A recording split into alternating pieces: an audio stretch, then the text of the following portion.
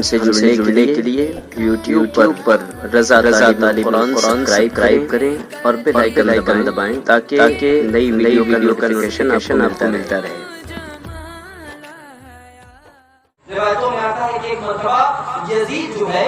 وہ حج بیت اللہ کو چلا، یزید حج بیت اللہ کو چلا، اور جب حج بیت اللہ سے واپسی پر مدینہ منورہ آتے ہیں، مسجد نبوی آتے ہیں، تو اس سے قبل اس نے خیمہ لگایا۔ تو جب خیمہ لگایا تو امام حسین رضی اللہ تعالیٰ عنہ سے اور ایک صحابی رسول تھے، وہ کہتے ہیں کہ یزید جو ہے چونکہ ہمارا مہمان ہے، مدینہ منورہ آیا ہوا ہے، تو ہماری ذمہ داری بنتی ہے کہ ہم چونکہ کوفہ سے ہیں تو ہمارا مہمان ہے، تو لہذا مہمان ہے تو ملنا چاہیے۔ حضرت امام حسین رضی اللہ تعالیٰ عنہ وہ صحابی رسول کے ساتھ میں تھے، ان کے ساتھ لیا، اور ساتھ لینے کے بعد جیسے اس کے خیمہ میں آپ قدم رکھنا چاہتے ہیں، اس کے خیمہ سے ایسی بدبو نازل ہوتی ہے، اور وہ بدبو چونکہ وہ بدبو کوئی عام بدبو نہیں بلکہ شراب کی بدبو۔ امام حسین رضی اللہ تعالیٰ عنہ کہتے ہیں میں تیرے خیمہ میں قدم نہیں رکھنا چاہتا۔ وہ یزید کہتا ہے کہ آئیے آئیے، یہ کوئی شراب نہیں بلکہ میں ملک شام سے شربت لایا ہوں، یہ اس کی روح ہے۔ امام حسین کہتے ہیں کیا تو مجھے پاگل سمجھتا ہے؟ میں شراب اور شربت کو پہچانتا نہیں ہوں، لہٰذا وہاں سے آپ مجھے قدم واپس ہوتے ہیں اور اسے نہیں ملتے ہیں۔ اب آپ اندازہ لگائیں کہ جو شخص حج بیت اللہ کے لیے نکلا ہو، ایسی عظیم عبادت کے لیے نکلا ہو جس میں انسان تمام برائیوں کو درکنار کر دیتا ہے، وہ حج بیت اللہ میں اور سفر حج میں اگر شراب نوشی کر رہا ہے، اتنا بدترین شخص رہا ہوگا۔ آج ہم کہتے ہیں صرف حق و باطل کی جنگ کی، اور ایک قوم تو ایسی ہے جو آج یزید کو رضی اللہ تعالیٰ عنہ کی یعنی کہ اس سے رب تبارک و تعالیٰ راضی۔ آج بہت سارے لوگ ہیں جو امام حسین رضی اللہ تعالیٰ عنہ کو باغی لکھتے ہیں اور کہتے ہیں کہ وہ اس وقت کا خلیفہ تھا، لہذا امام حسین نے بغاوت کی۔ حضرات محترم، امام حسین رضی اللہ تعالیٰ عنہ کربلا کے میدان میں جنگ کرنے کے لیے نہیں گئے تھے، اس لیے کہ اگر کوئی شخص جنگ کے لیے جاتا ہے تو فوج لے کر جاتا ہے، اپنے خاندان کو لے کر نہیں جاتا، اور اگر کوئی جنگ کے لیے جاتا ہے تو جنگ کے ساز و سامان لے کر جاتا ہے، معصوم ننھے علی اصغر کو لے کر نہیں جاتا ہے، اپنے گھر کی عورتوں کو لے کر نہیں جاتا ہے۔ اگر کوئی جنگ کے ارادے سے جاتا ہے تو وہ اس لیے جاتا ہے، جنگ کے ارادے سے جاتا ہے تو جنگی سامان لے کر جاتا ہے، وہاں پر تجاریاں کر کے جاتا ہے۔ اور یہاں پر تو امام حسین رضی اللہ تعالیٰ عنہ کا حال یہ ہے کہ جو لوگ آپ کے ساتھ آ گئے ہیں انہیں بھی کہتے ہیں کہ تم واپس ہو جاؤ، انہیں بھی کہتے ہیں کہ تم چلے جاؤ۔ حضرات محترم، امام حسین رضی اللہ تعالیٰ عنہ کربلا میں صرف جنگ کرنے کے لیے نہیں گئے تھے بلکہ اقتدار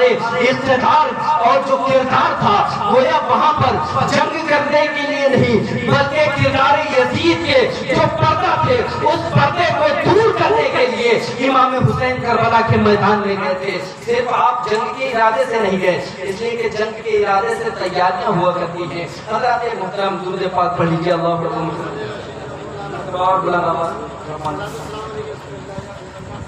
درود پاک پڑھ لیجیے۔ اللہ رب محمد صلی اللہ علیہ وسلم نحن عباد محمد صلی اللہ علیہ وسلم صلاۃ و سلام علیک یا رسول اللہ صلی اللہ علیہ وسلم۔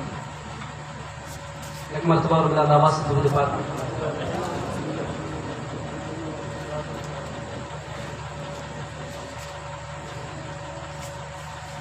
صلی اللہ علیہ نبی ربی صلی اللہ علیہ وسلم۔ آج ہم کہتے ہیں کہ کربلا میں امام علی مقام امام حسین رضی اللہ تعالیٰ عنہ جنگ کے لیے گئے تھے۔ لوگوں میں مشہور یہی ہے کہ جنگ کے لیے گئے تھے، لیکن یہاں پر امام علی مقام امام حسین رضی اللہ تعالیٰ عنہ جنگ کے لیے تھے۔ جہاں 22,000 کا لشکر ہو کوئی 72 شخص لے کر جائے گا، کوئی عقل مند ہے ایسا؟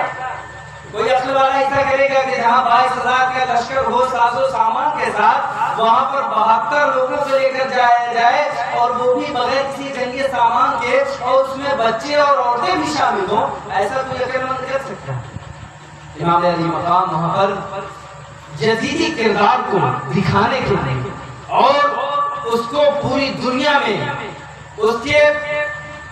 اس کو ایکسپوز کرنے کے لیے اس کے چہرے سے ایمان کا، اسلام کا جو نقاب تھا اسے اٹھانے کے لیے امام حسین، اس لیے کہ لوگ تو یہی جانتے ہیں نا کہ کربلا کے میدان میں تو اذان ان لوگوں نے بھی بھیجی تھی، نماز ان لوگوں نے بھی پڑھی تھی۔ حضرات محترم، رب تبارک و تعالیٰ نے قرآن مجید فرقان حمید میں ارشاد فرماتے ہیں یا ایھا الذین آمنوا استعینوا بالصبر والصلاۃ، کہ اے ایمان والو اللہ تبارک و تعالیٰ سے، اللہ اے ایمان والو مدد چاہو صبر سے اور نماز سے۔ حضرات محترم، اگر یہاں پر معاملہ یہ ہوتا کہ صبر والے نماز سے اور صبر سے، اگر یہاں پہ یہ معاملہ ہوتا تو ہمیں یہ پہچاننے میں دشواریاں ہو جاتی کہ آخر کربلا کی جو جنگ ہوئی اس میں رب تبارک و تعالیٰ کس کی طرف سے تھا۔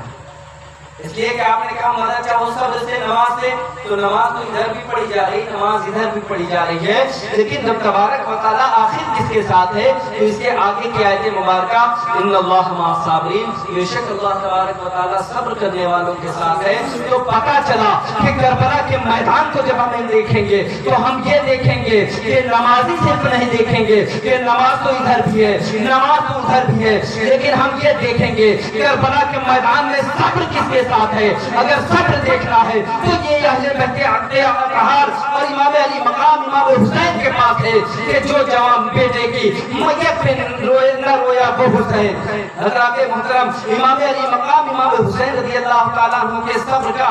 وہ معیار پیش کر دیا ہے کہ رہتے دنیا تک ایسا معیار کوئی پیش نہیں کر سکتا ہے۔ حضرات محترم، امام علی مقام، آج کچھ لوگ جو مقابلہ کرتے ہیں کہ یزید کا حسین سے مقابلہ کرتے ہیں، تقابلہ کرتے ہیں، حضرات محترم کہاں امام علی مقام اور کہاں یزید، کوئی مقابلہ نہیں ہے۔ حضرات محترم ایک صحابی رسول ہیں جنہیں دحیہ قلبی کہا جاتا ہے۔ آپ دیکھیں کہ امام حسن امام حسین کا مقام کیا ہے، امام حسین کا مقام کیا ہے، امام حسین کا مقام ایک صحابی رسول ہیں جنہیں دحیہ قلبی کہا جاتا ہے۔ وہ صحابی رسول ایسے ہیں جو اس وقت جو ہے بہت خوبصورت صحابی رسول، روایتوں میں آتا ہے بہت خوبصورت صحابی رسول تھے جنہیں دحیہ قلبی کہا جاتا ہے۔ اور حضرت جبریل امین جب جسمانی طور پر آتے تھے تو وہی دحیہ قلبی کی شکل اختیار کیے، اور دحیہ قلبی کی عادت یہ تھی کہ جب وہ نبی کریم علیہ السلام کی بارگاہ میں آتے تھے تو امام حسنین کریمین کے لیے فروٹ میوے لے کے آتے تھے۔ اب حضرت دحیہ قلبی کی عادت نہیں ہے، اور جب دحیہ قلبی آتے تھے نبی کریم علیہ السلام کی گود سے اچھل کر حسین جو ہے دحیہ قلبی کی گود میں پہنچ جاتے تھے اور میوے نکال کے کھانا شروع کر دیتے۔ حضرات محترم، ایک مرتبہ حضرت جبریل امین دحیہ قلبی کی شکل میں آتے ہیں، نبی کریم علیہ السلام کی بارگاہ میں حاضر ہوتے ہیں، اور اس روایت کو حضرت علامہ قائم چشتی رحمۃ اللہ علیہ اپنی کتاب روضۃ الشہداء میں اسے آپ نقل کرتے ہیں اس واقعے کو۔ حضرت دحیہ قلبی کی شکل میں حضرت جبریل امین حاضر ہوتے ہیں، اور حاضر ہونے کے بعد چونکہ نبی کریم علیہ السلام سے جو بات نہیں کرتے تھے، لیکن امام حسین رضی اللہ تعالیٰ جو بیٹھے تھے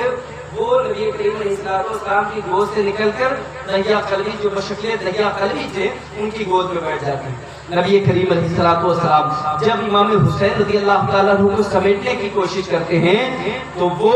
جو جبریل امین ہیں جو دحیہ قلبی کی شکل میں ہیں وہ کہتے ہیں یا رسول اللہ صلی اللہ علیہ وسلم رہنے دیجئے، اس لیے کہ ان کا مقام تو یہ ہے کہ رب تبارک و تعالیٰ ان کے لیے مجھے خدمت میں لگا دیتا ہے، اس لیے کہ جب امام حسین روتے ہیں تو رب تبارک و تعالیٰ مجھ سے عرش پر کہتا ہے اے جبریل جاؤ اور فاطمہ کے کام میں ہاتھ بٹاؤ، اس لیے کہ فاطمہ کام میں لگی ہے اور میرا حسین رو رہا ہے، لہذا امام حسین کا رونا رب تبارک و تعالیٰ کو بھی منظور نہیں ہے، ایسا مقام ہے۔ اسی لیے تو ہمارے آپ کے آقا مولا حضور سرکار غریب نواز علیہ رحمت و رضوان ارشاد فرماتے ہیں